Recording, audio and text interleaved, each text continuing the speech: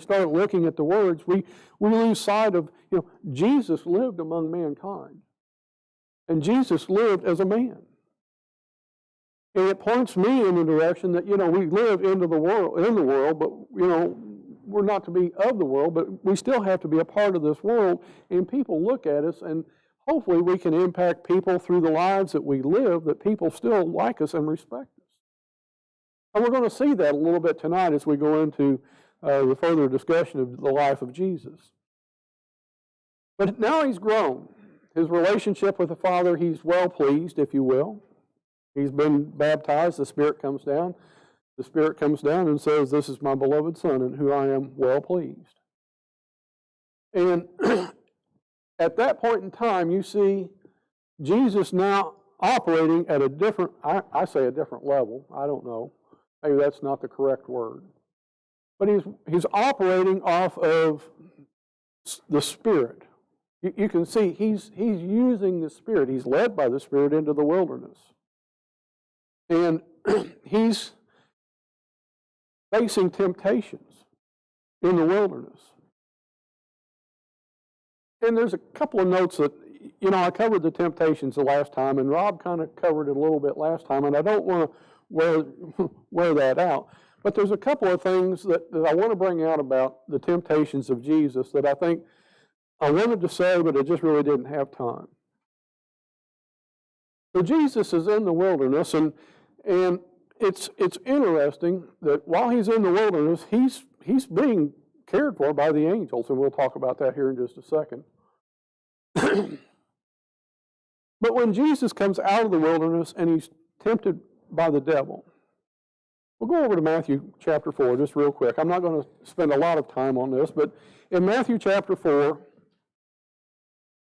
in verses 1 through 4, the first temptation where the devil tells him, he says, "Well, turn these stones to bread. You're hungry."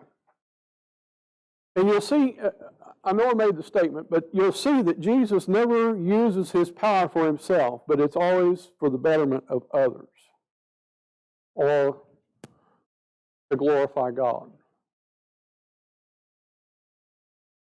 Jesus is not going to turn these stones to bread. Well, Jesus, it's all about timing. And I loved, Kerry pointed this out to me whenever we were done, and I meant to touch on it a little bit, but he says it more eloquent than me. So talk to him whenever we're done. But it's about timing. Is Jesus going to eat again? Absolutely.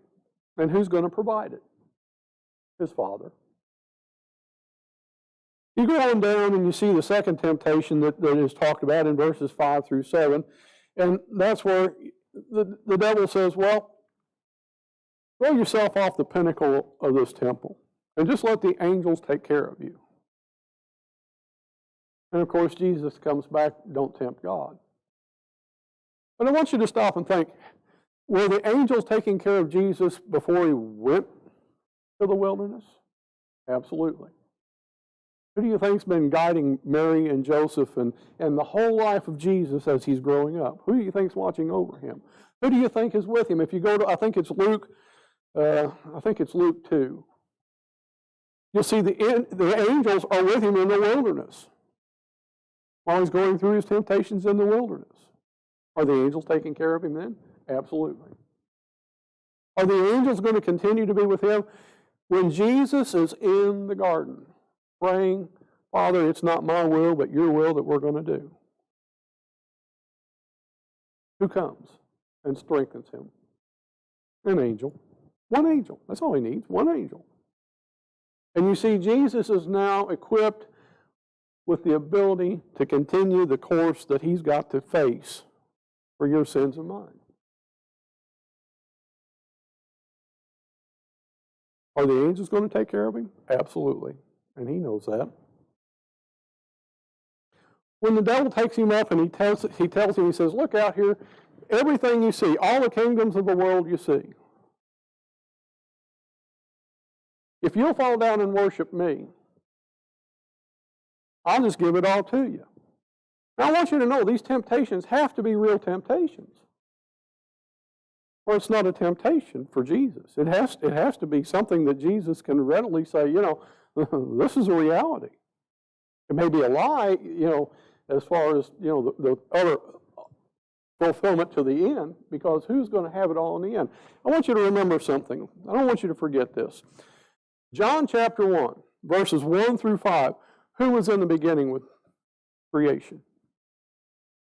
I want you to hold your place. We're going to be in John here in just a minute anyway. Go over to John chapter 1. I love how John begins his book in John 1. In John 1, verse 1, John says, "In the beginning was the Word, and the Word was with God, and the Word was God. He was in the beginning with God, and all things were made through him, and without him nothing was made that was made. In him was life, and the life was the light of men, and the light shines in the darkness, and the darkness did not comprehend it." Jesus was there in the beginning when it was all created. You think Jesus doesn't have a clue as to what's really going to take place in the end? Well, just so we don't forget, in Ephesians chapter 1, verse 22, Paul writes, "And he," talking about God, "put all things under his feet and gave him to be head over all things to the church." Talking of Jesus. Colossians chapter 1, "And he is the head of the body, the church, who is the beginning, the firstborn, the dead, that is, in all things he might have preeminence." Who's going to have it all? It's his. Let's not forget about Philippians chapter 2. "Therefore God also has highly exalted him and given him a name which is above every name, that at the name of Jesus every knee should bow, and those in heaven and those on the earth and those under the earth, and that every tongue should confess that Jesus is the Lord, to the glory of the God and the Father." Well, what's the lesson that I really wanted us to get out of these temptations? It's really just about timing. And it's about timing for us. God has made us some promises. Now, we can choose to take the easy way out. We can choose to look for the easy fix, or we can trust in the promises of God and know that he is faithful and he will be with us and he will fulfill his promises. It may not be in the way that we think that it should be. In my case, it never is, it seems like. But it always seems to work out. And I don't want us to forget that, it's our desires that cause us to fail.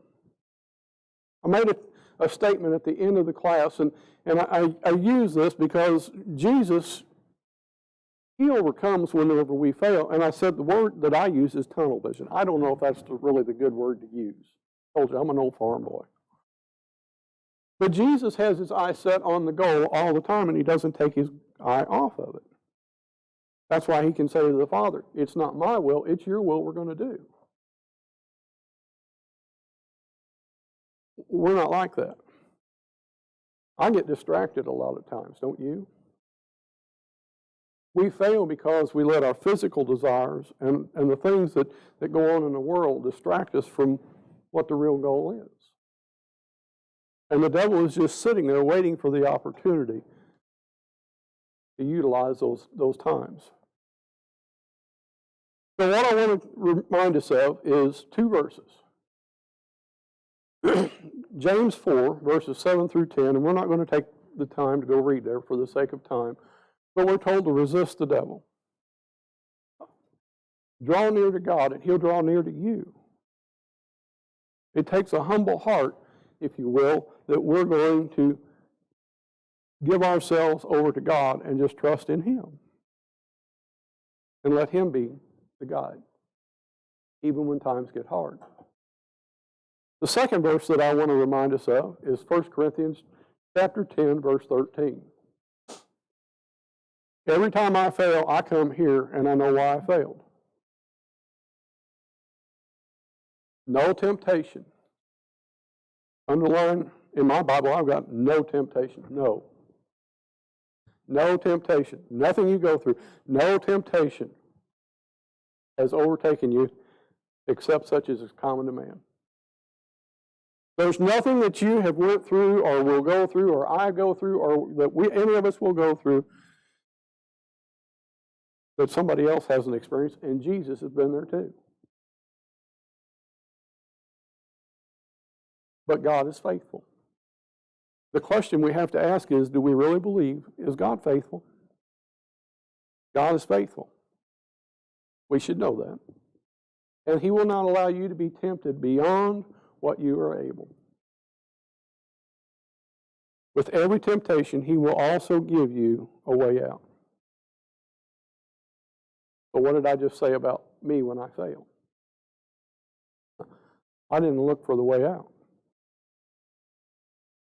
God provided it. And sometimes it's just as simple as saying, no. But I chose not to do it. God is faithful. And if I believe that, and if you believe that, then we have to know that God gives us the ability to overcome the temptations. But we've got to draw near to Him. And we've got to trust in Him. And whenever we fail, the only person that we can blame is ourselves. So I just wanted to cover that a little bit because it's important that we know that, because this is the beginning, if you will, of the rest of the life of Jesus and how He's going to operate. The devil is not done with Him by any stretch of the imagination. The devil is not even remotely close to done with Him. There's going to be opportunities for him to mess up and to sin and to do something wrong all of the time. But yet we know that Jesus was sinless, right? So I want us to begin again with Mark 10, verse 45. I want us to keep this in the back of our minds as we continue this study. And I told you as we begin, the one thing that I see with Jesus is He came to be a servant, not to be served. That's what Mark 10:45 tells us. I want us to keep that in the back of our minds all the time. If we can learn that through the life of Christ and put that into practice in our lives, I've fulfilled my job. That is what I want us to see as we go through, is Jesus giving us the example of servanthood and how to live and how He did it. There are a lot of lessons through the life of Jesus that we'll get out of this if we want to take the time to look at it. And we need to look at it and desire and choose to follow in His footsteps. After all, isn't that really what a disciple is? A follower? So let's begin. Let's go over to John chapter 1. And I want to pick up in verse 35. Just a couple of quick things. I'm already running out of time. Rob, are you moving the clock back there too? In John chapter 1, verse 35, again, Jesus has been baptized. John has given testimony that this is the Christ. Jesus is among a group of people now, and Jesus is beginning His ministry, and He's beginning to teach, and him and John are kind of working, I don't know that you want to say side by side, but Jesus is beginning to get a following and teaching, and John is teaching and following. And I just want us to look in verse 35, and it says, "The next day John stood with two of his disciples, and looking at Jesus, he walked and said, 'Behold, the Lamb of God.' The two disciples heard him speak, and they followed Jesus. And Jesus turned, seeing them following, said to them, 'What do you seek?' And they said to him, 'Rabbi,' which is translated teacher, 'where are you staying?' And he said to them, 'Come and see.' They came and saw where he was staying, and remained with him that day. Now it was about the 10th hour.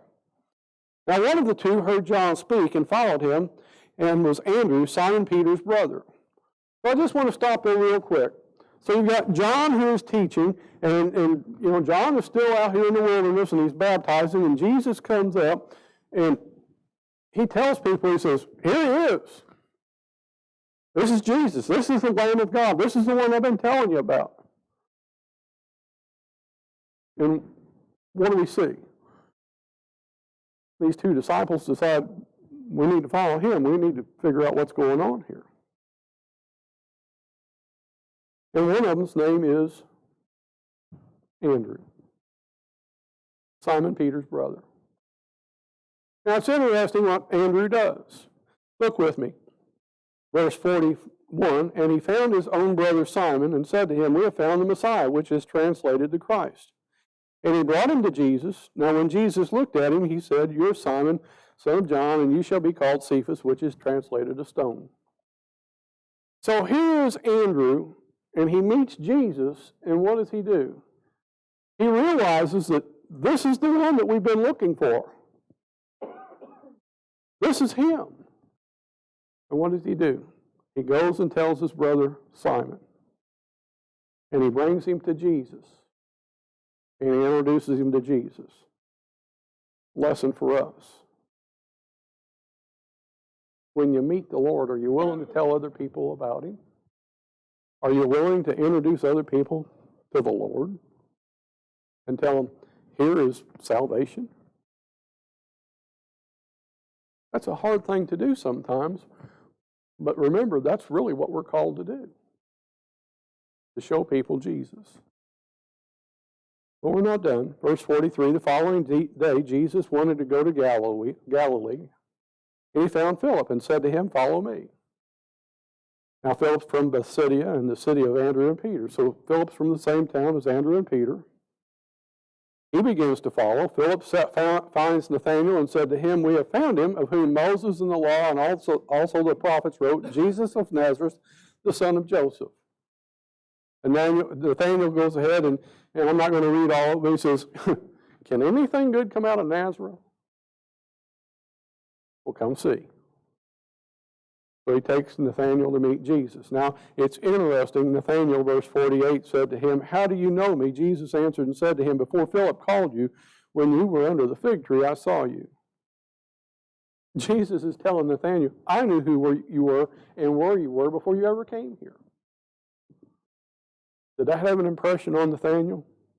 Absolutely. Because look what Nathanael says, verse 49. Nathanael answered and said to him, "Rabbi, you are the Son of God. You are the King of Israel." I believe. If you know that, you are the Son of God. That's all it took for Nathanael to believe. And Jesus tells him, because you believe, you're going to see a lot of things greater than this. And I'm paraphrasing. But you're going to see a lot of things greater than this. So Jesus is now developing, if you will, this following of people. John's disciples, some of them are starting to follow Jesus, and Jesus has got these people who are now starting to turn to him. And this is the beginning of John and his ministry going away. Because John, and we'll see that as we continue on in the study pretty shortly down the road, but John's mission is now about complete. Pave the way for Jesus, now hand it over to him. Thoughts or comments before we go on? Okay. Well, we're going to talk about the marriage feast in Cana, but before we do, there's something else I need to talk about real quick. Jesus is going to perform several miracles through his life, isn't he? And it's interesting, as I was doing some study for this, and I'm not a Greek expert by any stretch of the imagination, so I'm not even going to begin to try and pronounce these Greek words. But I'm going to tell you that you're going to see words that are used in various ways, and they denote different things. There's one word that's used, and it's used in Acts chapter 3 and verse 10, and it's a miracle or something that is done that brings a startling amazement, if you will. It's like something that really startles people and amazes them. You'll see that used in the Bible sometimes related to miracles. And usually it's translated either wonder or miraculous wonder or something like that. There's another word that's used, and it's translated, if you will, a sign, or a miraculous sign. And that's what we're actually going to see here in John chapter 2. It's a miraculous sign. There's another word that's used, and it is, or has to do with, and implies like a spiritual energy. Something that is spiritual in nature or spiritual in force that's behind this miracle. And people look at it and they understand that this is something from above. This is not something that's normal. There's another word that's used, and this one has to do with whenever you see this word, they're amazed, or awe, or wonder, and they're wondering. Another word has to do with showing the glory of God. And then there's another one that says Jesus does like a remarkable thing, or how did he do these remarkable things? So the words are used a lot of times in different ways, but they're usually translated in one or the other, but they're always dealing with miracles or signs or something of that nature. So just so we know that as we get started. And I want to point out to us, in John chapter 20, verse 30, it's interesting, John records, if I counted right, seven miracles. John doesn't record a whole lot of miracles. And you go through and you look at Matthew and Mark and Luke, and you'll see some others, but John records 7. Why 7? And I ask myself, why did he didn't cover near the things that Matthew, Mark, and Luke did as far as, some of the things that Jesus did in his life. But the answer is in chapter 20. John records, he says, and truly, verse 30, truly Jesus did many other signs in the presence of his disciples, which are not written in this book, but these are written that you may believe in Jesus, in the Christ, the Son of God, and in believing you may have life in his name. John records, you've got 7 miracles. That's all you need. If you won't believe 7, you won't believe 100. That's basically, John says, this is proof right here. This is proof enough in who Jesus is. And you believe it or you don't. And Jesus is doing that. Fine.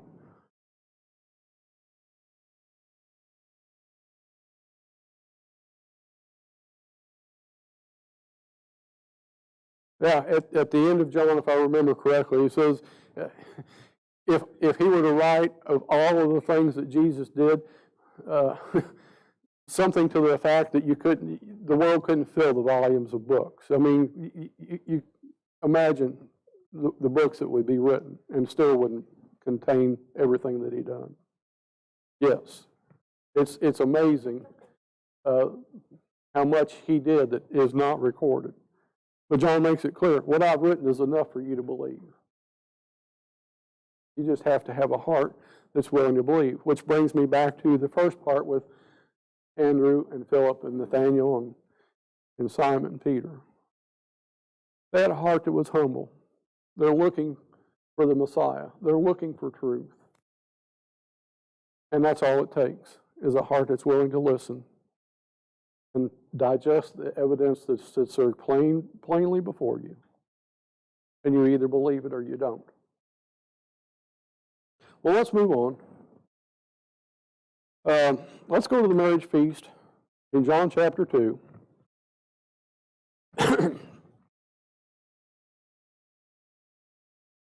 In verse 1 it says, on the 3rd day there was a wedding in Cana of Galilee, and the mother of Jesus was there. Now both Jesus and his disciples were invited to the wedding. So let's just set the scene. And I don't want us to get lost in a lot of the things that a lot of the people want to talk about. I want us to remember, Jesus was a servant. He came to be a servant, not to be served. I want us to remember that in the back of our mind as we go through this too.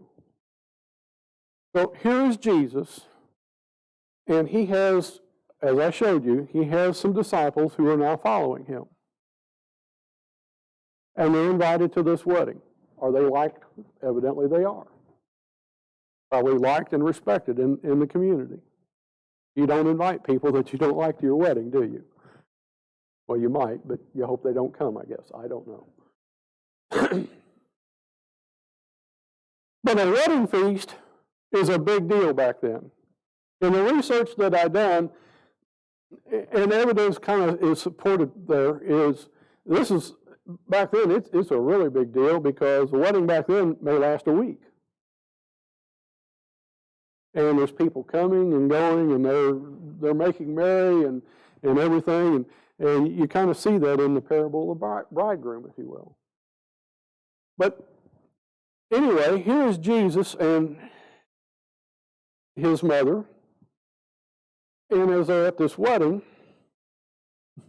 the worst possible thing could happen, verse 3. And when they ran out of wine, the mother of Jesus said to him, "They have no wine." Now, I want you young ladies to think about, well, even you, I won't define older, but you who have already been married, but you young ladies who are not married or thinking about marriage, what happens in a wedding if you run out of cake or refreshments? They leave, but are you embarrassed? Absolutely. That could be the worst possible thing. Well, I don't know the worst possible thing, but that would be a bad thing that happened at the wedding is you've got all of these people who are coming and you're serving refreshments and all of a sudden there's no refreshments for everybody. How would that make you feel? Low. Very low. Jesus' mother realizes they've ran out of wine. And she says to Jesus, "They don't have any wine." Now, Jesus' mother intrigues me in this whole story. Jesus, look at his reply. Verse 4, Jesus said to her, "Woman, what does your concern have to do with me? My hour has not yet come." And I'm telling you, I've lost a lot of sleep over that verse. Jesus is not being disrespectful. If he's being disrespectful, remember, he's in subjection to his parents from the age of 12. He's respectful. He honors his parents. He loves them. And yet he says to his mom, "What has that got to do with me? My hour hasn't come." It's not here yet. Do the people really know who Jesus is yet? Oh, he's got a few people that follow him. But he's not really revealed to the world or started to reveal to the world who he is. He's just Jesus. If you read back here in the early part of in John 1, they said, "That's Joseph. He's a carpenter. That's his son." He's lived a common life. Nobody really suspects anything about Jesus. So I see Jesus in our today's language saying, "Well, what do you want me to do about it, Mom? Really, what do you want me to do?" Now, I'm going to tell you something. I've got a mother. And any of you ladies who are mothers, you can back me up on this. Any mother knows every little intricacy and every little thing there is to know about every kid that belongs to them. They can tell you the time, the weight, the length, how long the labor took. They can tell you all of that in detail. They can tell you the whole story of that child growing up and tell you every little thing that makes that child different from this child over here that belongs to them. Now here's Mary. A virgin has given birth to the Son of God. And she knows this is God's Son. He's mine, but he's God's. There's something special about this kid. Really special. She knows that. There's no doubt in my mind that growing up, she has seen this boy is special. And she has faith in Jesus and knows things about him that nobody else in the world knows to this point. You know how I know that? His mother says to the servants, "Whatever he says, just do it."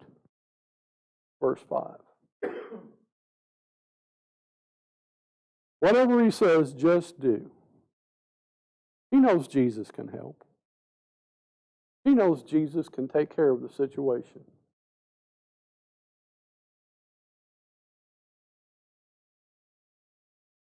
And Jesus is going to be respectful and honor his parents. And yet he's going to be a servant and serve at the same time. He's going to help somebody who's in need. Verse 6, there were set of 6 water pots of stone according to the manner of purification of the Jews, containing 20 or 30 gallons apiece. Excuse me. Jesus said to them, fill the water pots with water. And they filled them up to the brim. And he said to them, draw some out now and take it to the master of the feast. And they took it. So Jesus, he's not making a production, but he's going to do something to save the day. Take these water pots and fill them up with water. Tell the master of the feast to dip some out and take it to the master of the feast. Fill them up. Take it to the master of the feast, and they take it.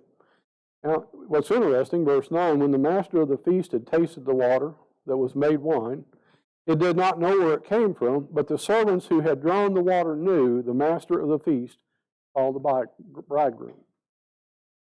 You'll notice nobody really knows what's happened here, except the people who filled the water pots. Jesus is not making a big production. Go ahead.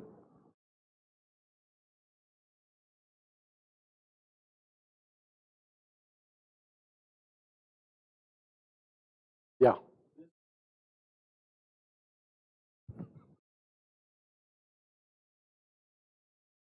Yeah, they didn't go to the creek and get it, did they? Right. Yeah, good point. And Glenn says this isn't pure water according to purification. This is just, we wouldn't even call it water you would drink. It's wastewater. It's not been purified or anything.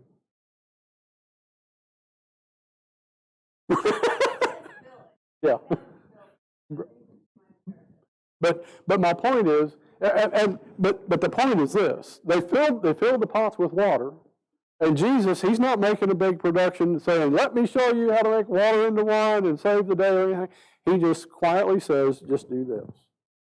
Take some out and give it to the master of the feast." Verse 10, and he said to him, every man at the beginning sets out the good wine, and when the guests have well drunk, then the inferior, you kept the good wine for now. So was this just wine? No. This was the good stuff. This was the good stuff. So when Jesus does a miracle, is it just some lackadaisical, get it by? No, he's going to do it, and he's going to do it right every time. It's going to be perfect every time. You see healing done, they're made well immediately, not better. They're made well. Go ahead, Eric.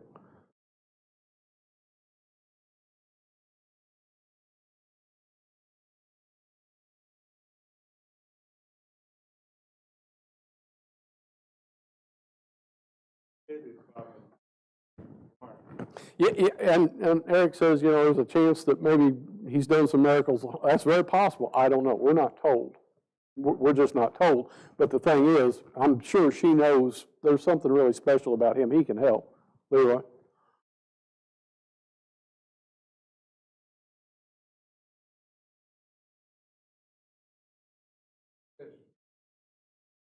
Whoever tells you, telling him,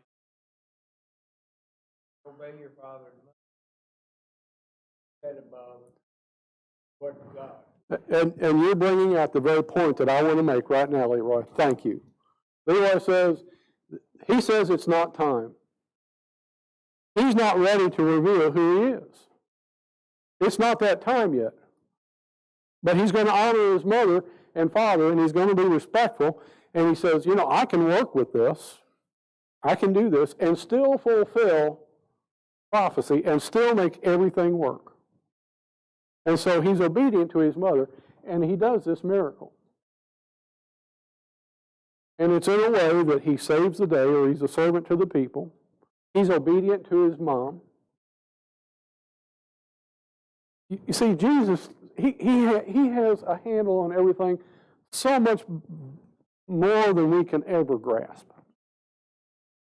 And he can see how to work things out whenever it's even maybe not in his plan. but it'll still work out.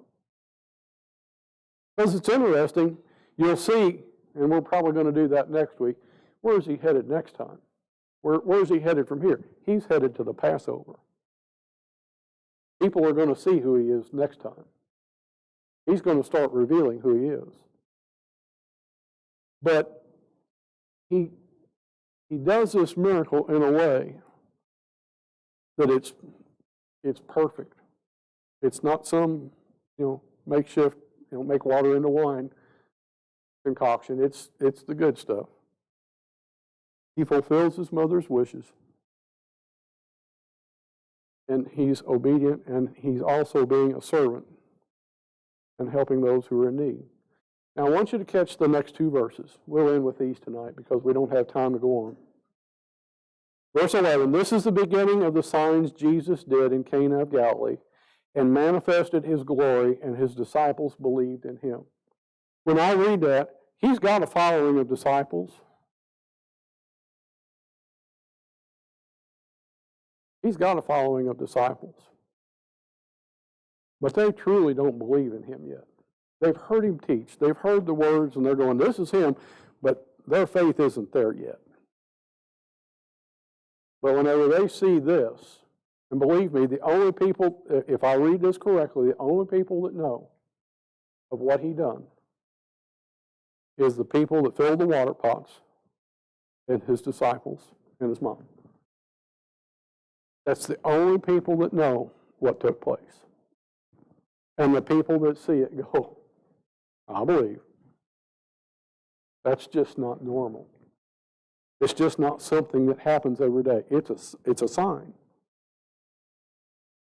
The beginning of signs. The beginning of those wonders, those things that Jesus does that says he is from God.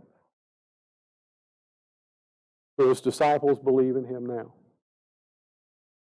And trust me, they're going to see a lot of things from here on. A lot of things from here on.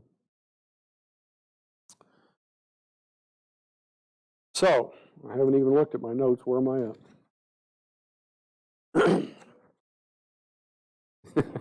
Thank you. Okay.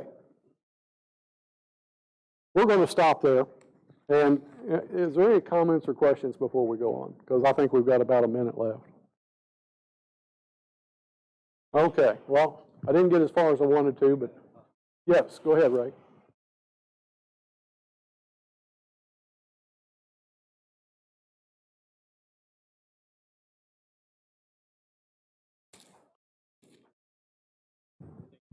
Right.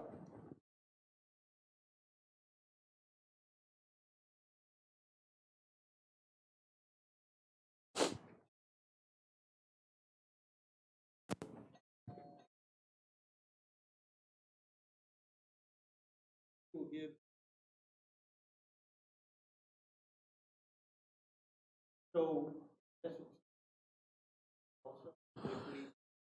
we have him watching over us. We know that God has provided with us a hedge of protection for being faithful. We know that I don't know that I want to say I've got an angel that's sitting here watching over me all the time, but we know that God has provided, if you will, something in some way that watches over us and cares for us and watches over us and leads us. Of course, the Spirit leads us too through the Word, but there's things that come to us, and well, we like you said in Psalms. I mean, it's there.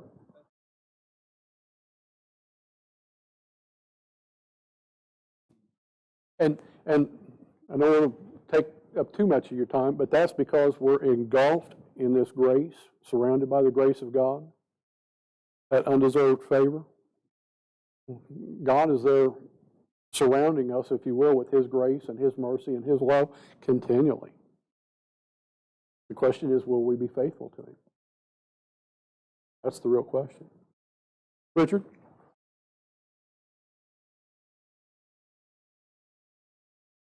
Right. Right. Right. Right. Right. Right. Right.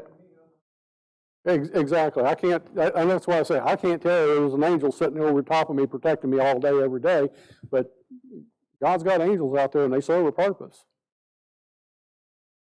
Right. Right. Right. So, okay. Thank you. We'll continue next. Yes. Oh, the first mission I got and I forgot. Okay. Somebody left their cell phone in the pew in the auditorium. If it's yours, it's up here.